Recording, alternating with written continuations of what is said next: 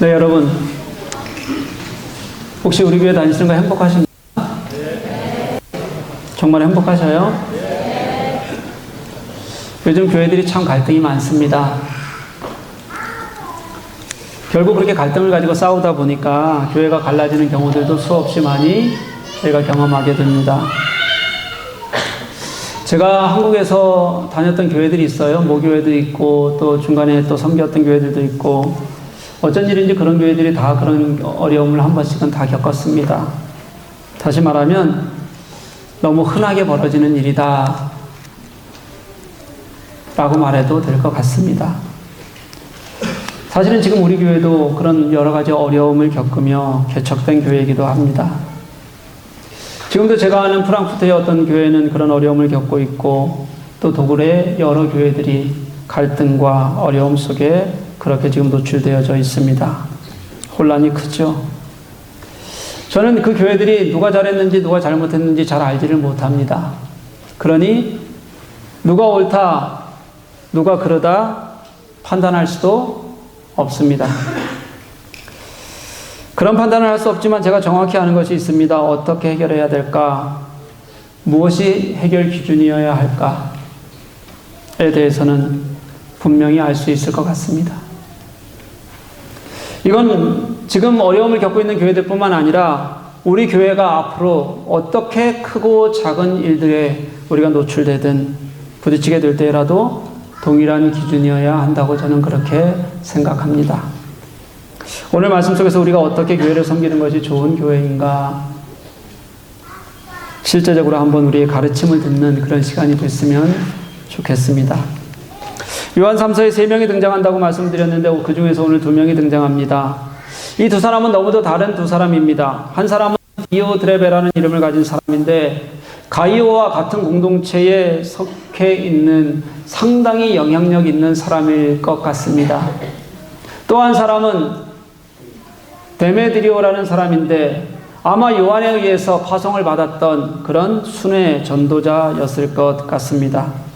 두 사람이 직접적인 싸움을 하지는 않지만 요한은 이 두 사람을 바로 이어서 비교하면서 그리고 그러면서 어떤 것이 옳은 신앙의 길이고 참된 성도의 길인지를 우리들에게 잘 가르쳐주고 있습니다. 먼저 디오드레베를 한번 좀 볼까요? 디오드레베는 가이오가 속해 있는 공동체의 아주 중요한 인물이었습니다. 그의 지위가 무엇이었는지 정확히 알기는 너무 어렵습니다. 그렇지만 어쩌면 아주 중요한 지위를 가진 최고 지도자급이었을 수도 있고요. 그렇지 않으면 지위와는 관계없이 자신의 큰 영향력을 교회 안에 분명히 행사할 수 있는 그런 사람이었을 수도 있을 것 같습니다.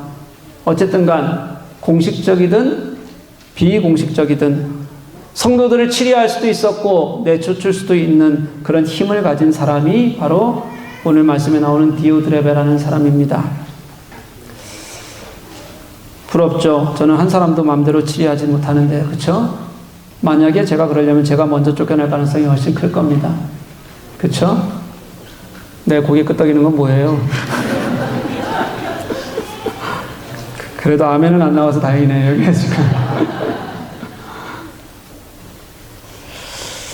이 디오드레베가 했던 일 10절을 보면 아주 명확하죠. 우리를 비방했다 그렇게 얘기하는데 사실은 이 비방의 대상은 분명히 요한이었을 겁니다. 그러니까 요한을 비방했고요. 순회 전도자들을 받아들이지 않았습니다. 게다가 누군가가 그 전도자들을 집으로 모시고 받아들이면 그 사람마저 교회에서 쫓아내버렸습니다. 자신을 위해서는 방해가 되는 모든 것들을 다 괴롭히고 판단해서 그리고 자신의 왕국을 만들려는 악랄하고 못된 모습을 가지고 있는 사람, 그런 사람이 디오드레베였습니다.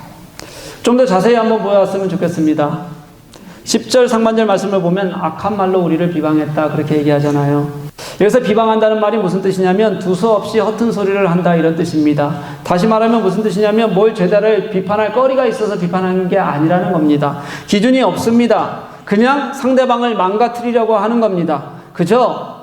비방을 위한 비방을 하고 있는 게 디오드레베의 지금 모습이었다는 겁니다. 어떤 이유도 없이 그냥 쟤는 꺼져야 돼. 게다가 이 악한 말이라는 게 복수형이에요. 악한 말들 무슨 뜻이냐면 수없이 하고 있다는 뜻입니다. 수없이 계속해서 비방하는 말을 하는 거예요. 그게 요한에 대한 디오드레베의 적대적인 모습이었습니다. 여러분 어때요? 그런 사람들이 진짜 있을까요? 교회 안에요? 있을 것 같아요, 진짜? 네, 수없이 많습니다. 저도 많이 경험했습니다.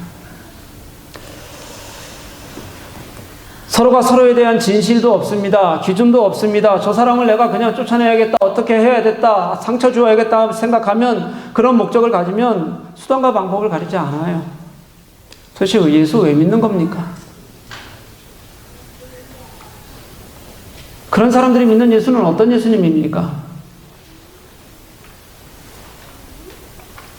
요한에게 그런 비방을 했다면 순회 전도자들에게는 그런 악한 말로도 부족해서 박대했습니다.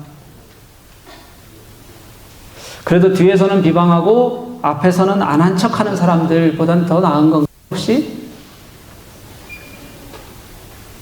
뒤에서 비방하고 앞에서는 박해하고, 그래서 결국 그가 한 일은 무슨 일이었냐면요, 복음이 전파되는 일을 막는 거였어요. 순회 전도자들이 이방 사람들에게 복음을 전하러 다니잖아요. 이방은 복음을 받아야 될 대상들이라 그들로부터 도움을 받을 방법이 없습니다. 차라리 박해를 받는 거죠. 그러면 당연하게 그들을 누가 도와야겠습니까? 먼저 세워진 교회가 도와야 하고, 그리고 성도들이 도와야 하잖아요. 근데 그렇게 도울 생각은 하기는커녕 그들을 비방하고 박해하는 일이 그의 하는 일이었다는 거예요. 게다가 가이오 같은 사람도 교회 안에는 많았겠죠. 그들은 순회 전도자들을 당연히 잘 섬겨야 된다고 생각했을 겁니다. 맞아들었습니다. 정성껏 대했어요. 대접했어요. 그렇게 했더니 그렇게 맞아들이는 사람들이 자신의 계획을 방해하고 내 편이 아니었기 때문에 그들을 교회에서 쫓아내면서까지 그렇게 교회를 장악하고 자신의 것으로 만들어 간다는 겁니다. 상당히 많은 교인들이 그의 영향력 안에서, 그래서 다수 파를 형성해 가고 파벌을 형성하고 있었던 것이 당시 이 가이오가 있는 교회의 모습이었다라는 거예요. 여러분, 근데 왜 그러는 걸까요? 교회에서 도대체 왜 그렇게 교회를 어렵게 만들까요? 오늘 본문은 그 이유를 한마디로 이렇게 얘기합니다. 으뜸되기를 좋아해서. 이걸 직역하면 이런 말이 됩니다. 스스로 1인자의 자리에 앉기를 원해서. 스스로 내 마음대로 할 수 있는 교회를 원하는 겁니다. 그것을 위해서는 복음의 일이라고 할지라도, 사도의 전도활동이라고 할지라도, 진리를 살아가려고 하는 성도들이 있을지라도 그것은 자신에게 방해가 되는 사람들이기 때문에 핍박하는 겁니다. 그는 어쩌면요, 저는 이런 생각이 들었어요. 교회에 이런 확신범들이 너무 많습니다. 내가 이렇게 행동하면서도 내가 하는 행동이 어쩌면 복음에 대한 열정이라고 착각하고 있었을 것이라는 생각도 들어요. 이게 복음에 얼마나 방해가 되는지 전혀 이해하지 못하면서 내가 맞다고 생각하는 신념이 그를 그렇게 행동하게 했을 가능성도 굉장히 큽니다. 요즘도 그런 일들이 여전히 많이 벌어지거든요. 여러분, 교회가 나누어서 싸울 때를 보십시오. 싸워서 나눠서 싸울 때 보면 모두가 다 그게 하나님의 뜻이라고 말합니다. 모두가 다 같이 기도해요. 자기들끼리. 다 진리를 지키는 일이랍니다. 복음을 위한 일이랍니다. 심하면 교회 입구에 게이트를 칩니다. 용력을 동원합니다. 그리고 소화기를 뿌려댑니다. 같은 장소 안에서 이쪽에서는 이쪽 사람들 보고 예배하고, 이쪽 사람들은 이쪽 사람들 예배하고 보면서 기도하고 찬송하면서 서로가 방해가 되는 일을 아무렇지도 않게 합니다. 어떻게 확신 없이 그런 일을 하겠습니까?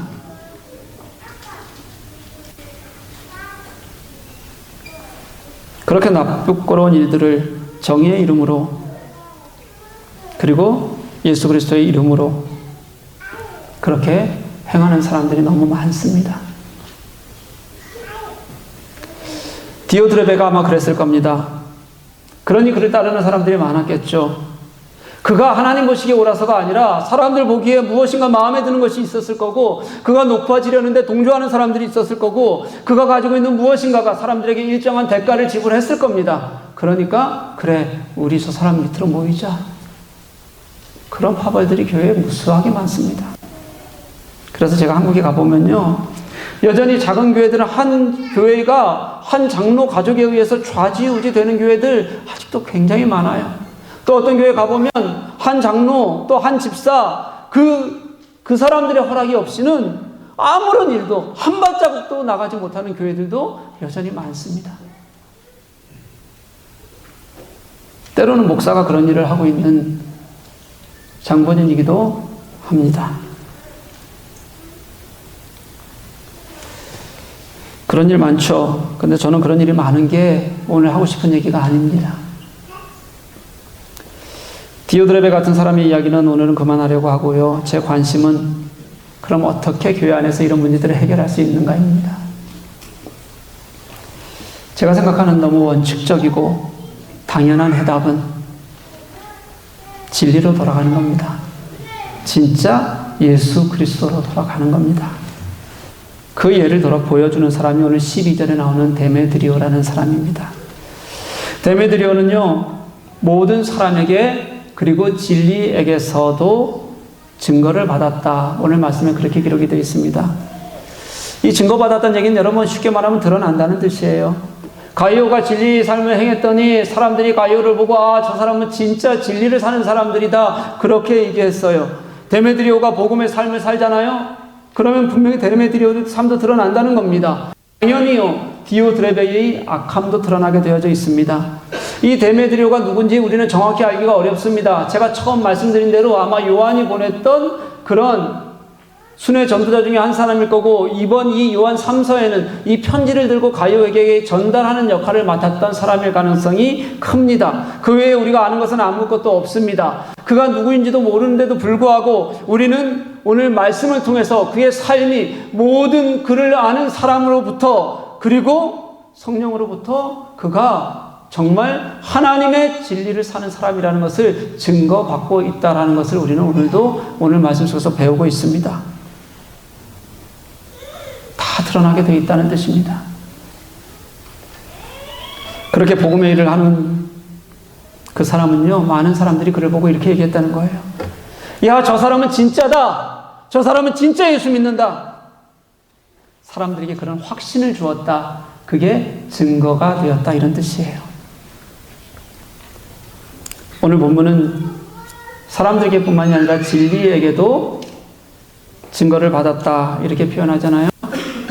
이 진리를 의인화시켰습니다. 진리가 의인화되어서 증거가 되어 주었다고 얘기하는 거예요.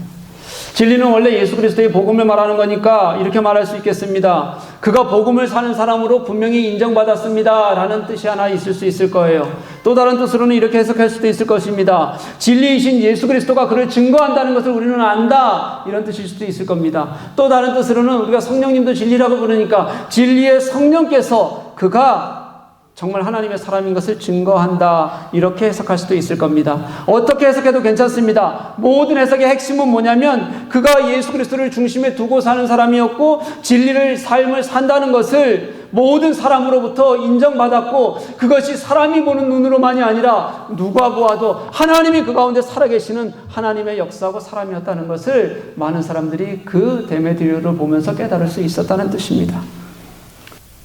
가지고요, 9절 말씀에서 뭐라고 얘기하냐면 선한 것을 본받아라.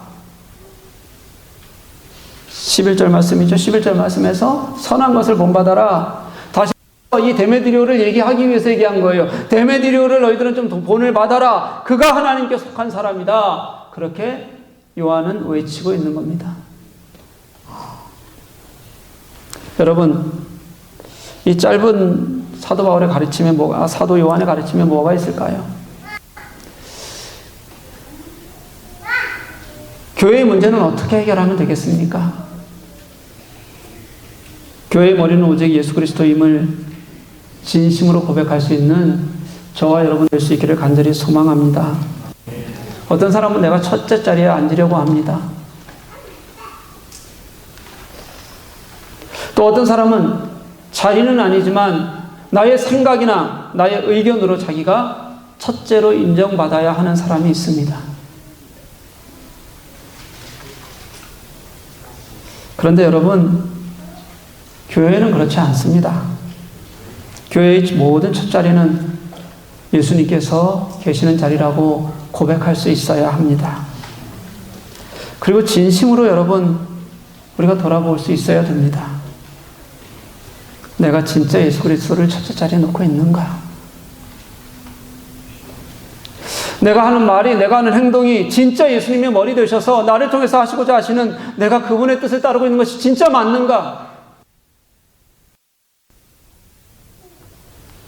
저는 그러고 살아요 라고 그냥 말하기 전에 큰 소리 진짜 주님을 마주하면, 정말 주님 앞에 서면 내가 오늘 교회를 위해서 하는 일, 내가 성도를 위해서 하는 말, 그것으로 내가 진짜 하나님 앞에 옳다고 그렇게 칭찬받을 수 있는가? 여러분, 그거 돌아볼 수 있어야 그래야 합니다. 그거 없이 교회는 안 됩니다. 저는 우리 교회가 가져야 될 열망이 그것이었으면 좋겠습니다. 주님, 당신이 이 자리의 주인 되셔서 이 교회가 진짜 당신의 십자가 복음이 온전히 살아있는 복음과 사랑과 정의가 드러나는 당신의 기지가 되게 해 주옵소서. 이 고백이 내가 잘나서 하는 고백이 아니라 예수님 앞에서 나를 돌아보았더니 예수님 앞에서 내가 할 수 있는 것이라고는 진실한 고백밖에 없어서 그렇게 할 수 있는 고백이 되었으면 좋겠습니다. 여러분, 우리 진짜 예수 믿었으면 좋겠어요. 저는요.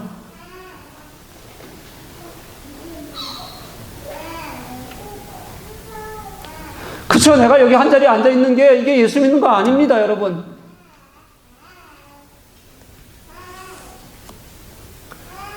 그렇게 목회자가 깨어 있으면, 성도들이 깨어 있으면 교회가 의미가 없습니다.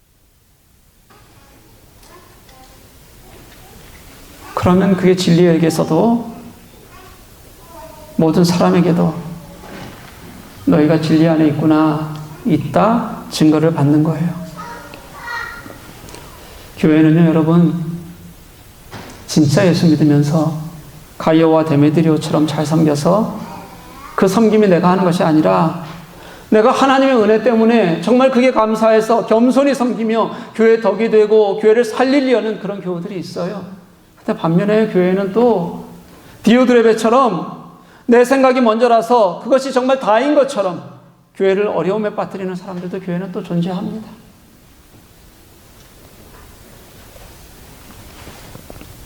오늘 광고에서 제가 말씀을 드렸습니다. 우리 교회 김상수 성도가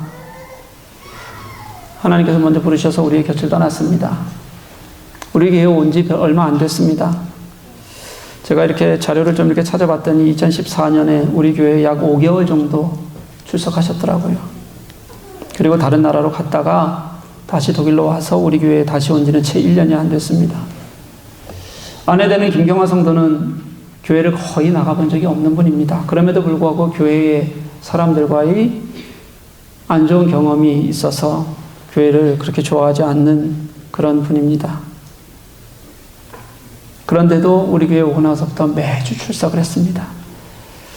왜 그럴까? 그런 경험도 있고, 안 나오던 사람이, 제가 아는 한은 그렇습니다. 아직은 예수님을 잘 몰라요, 그분이. 그럼에도 불구하고 교회 안에서 따뜻한 사람들을 경험하는 겁니다. 같이 마음 쓰는 사람들, 형제같이 대하는 사람들, 정말 예수 믿는 사람들이 어떤 것인지를 그에게 따뜻한 손 한 번으로라도 알려주는 이들이 있어서 그들이 그에게는 예수 그리스도의 증거가 되어서 그렇게 남아있는 겁니다. 장례를 위해서 한국에 가는데 제가 같이 짧게 말씀을 나누고 그러면서 이렇게 말씀을 드렸어요. 제 유일한 진심이기도 하고 목회자로서의 안타까움과 아픔이기도 했는데요. 한국에 가 있는 그 시간이 어렵겠지만 우리 부부들이 같이 기도하고 있을 겁니다. 진짜 같이 아파하고 마음 쓰는 교우들이 있습니다. 그런 공동체가 있다는 거 기억하십시오. 그래서 하나님의 위로를 꼭 받으셨으면 좋겠지만 더해서 우리 공동체의 위로도 함께 받는 그런 마음을 갖고 위로받고 잘하고 돌아오십시오. 사랑하는 교우 여러분, 우리 제발 진짜 마음으로 예수 믿고 진심으로 하고 사십시다. 예수께서 우리 삶에, 우리 교회에 먼저가 되시도록 우리 마음을 좀 내려놓으십시다.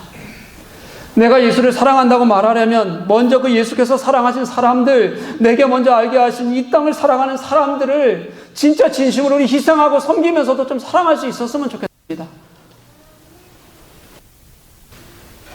그걸 예수님이 오늘 우리 중심이 되시고, 그래서 내가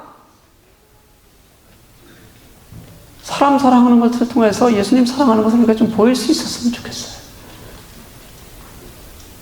너희가 서로 사랑하면 이로써 모든 사람이 너희가 내 제자인 줄 알리라. 제가 요한 서신을 지금 강의를 하면서 최소한 제가 3번을 동일하게 같은 말씀으로 여러분들에게 되풀이해서 말씀드리는 오늘 성경이 주시는 말씀이에요.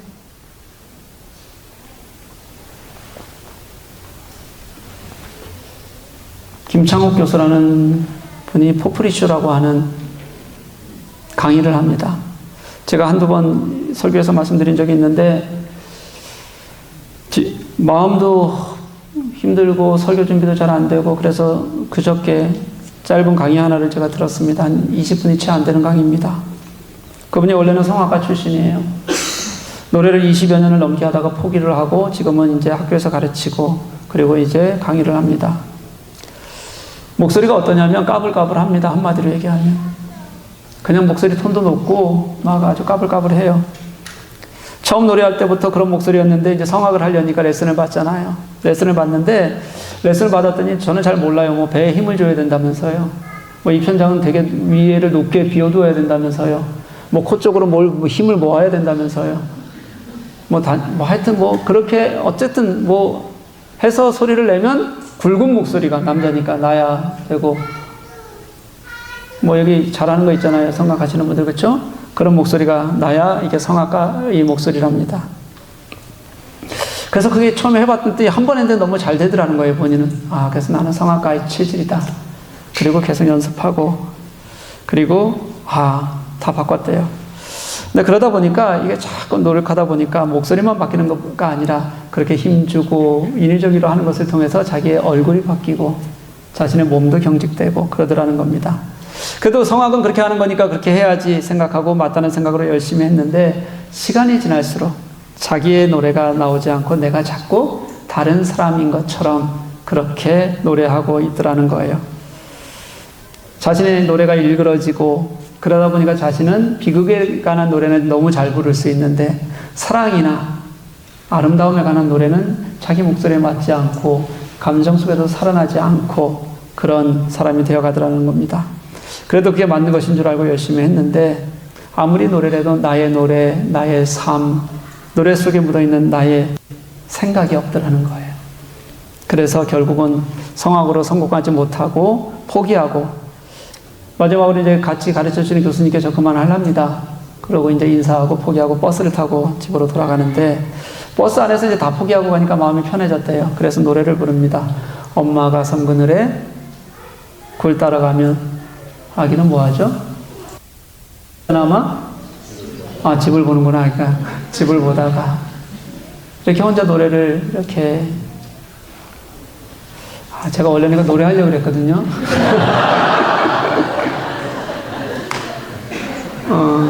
네, 여러분들이 또 놀랄까봐. 그래서 중얼거리면서 이제 가는데, 그 노래 속에 자기가 있더라는 거예요. 내가 그렇게 막 배워서 추구하고 애쓰고 노력하던 것들이 안 된다고 생각하고 자신의 약함을 내려놓았을 때, 그 내려놓음 안에 진정한 자기 노래가 있었다는 겁니다. 그 노래가 성악으로 성공할 수 있는 노래는 아니겠지만, 즐겁게 사랑을 노래하고 기쁨을 노래하고 내가 노래를 좋아했는데 그렇게 노래 속에서 나를 발견하고 그리고 사랑을 발견할 수 있다는 게 얼마나 좋은지, 그때부터 자기는 편안하게 노래할 수 있는 사람이 되었다는 얘기를 했어요. 저는 우리 그리스도인들이 그랬으면 좋겠습니다. 여러분, 내가 무엇이 되고자 발버둥 치지 마십시다. 내가 내게서 무엇을 얻으려고 하지 마십시다. 그리고 내가 얻으려는 것이, 내가 생각하고 있는 것이 내가 전부인 것처럼 그것이 전부인 것처럼 살아가다가 교회도 어렵게 하고 심지어 복음의 길을 막으면서도 나는 확신범이 돼서 살아가는 그런 짓 우리 이제는 하지 말았으면 좋겠습니다.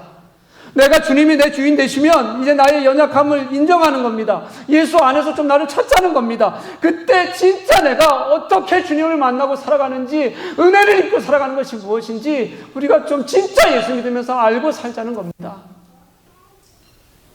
왜 우리가 못합니까, 그걸? 그게 가요의 삶이었고 데메드리오의 삶이었고, 우리가 그렇게 살면 진리가 우리를 증거하시는 그런 그리스도의 삶이 되지 않겠습니까? 저는 우리 교우들과 함께 그렇게 좀 즐겁게 진짜 예수 믿는 게 무엇인지 우리 같이 좀 즐거워하면서 그렇게 예수 믿었으면 좋겠어요. 그런 교회를 함께 섬겨가고 싶습니다. 늘 그런 꿈을 꿀 때마다 정말 그런 교회가 되면 하나님께서 얼마나 기뻐하실까, 하나님 얼마나 좋아하실까 생각하면 너무 좋습니다.